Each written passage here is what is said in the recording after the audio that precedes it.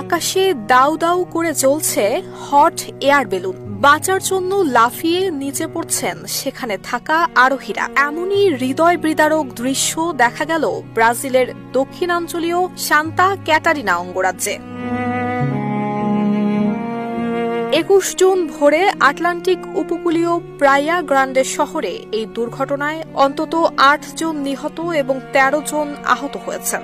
Santa ক্যাটারিনার সামরিক fire brigade জানিয়েছে ২১ জন যাত্রীবাহী পর্যটন বেলুনটি হঠাৎ আগুন ধরে বিধ্বস্ত হয়ে যায়। স্থানীয় সংবাদ মাধ্যম G1 প্রচারিত ভিডিও ফুটেজে দেখা যায় বেলুনটি অনেক উঁচু থেকে নিচে নামতে দাউ দাউ করে চলছে এবং আকাশে উঠছে কালো ধোঁয়া। এই দুর্ঘটনায় বেঁচে যাওয়া যাত্রীদের স্থানীয় হাসপাতালে নেওয়া হয়েছে বলে জানিয়েছে ফায়ার সার্ভিস।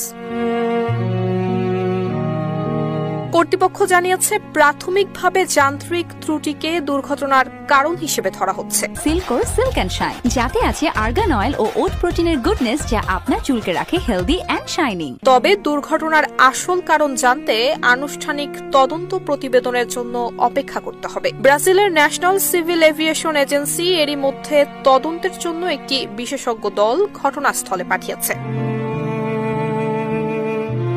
আটলান্টিক মহাসাগরের উপকূলে অবস্থিত প্রায়া গ্রান্ডে শহরটি মনোরম প্রাকৃতিক সৌন্দর্য এবং অনুকূল আবহাওয়ার জন্য হট এয়ার বেলুনিং এর জন্য পর্যটকদের কাছে অত্যন্ত জনপ্রিয়। ব্রাজিলের পর্যটন মন্ত্রণালয়ের তথ্য মতে এই এলাকায় বছরে ৫ শতাধিক বেলুন ফ্লাইট পরিচালিত হয়। জানা গেছে গত সপ্তাহে সাও পাওলো রাজ্যে একটি হট এয়ার বেলুন দুর্ঘটনায় ২৭ বছর বয়সী এক নারী নিহত এবং আরও ১১ জন আহতের ঘটনা ঘটেছে।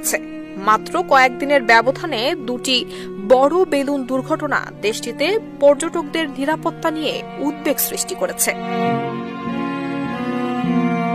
নুসরাত জাহান মেহেক, ঢাকা পোস্ট।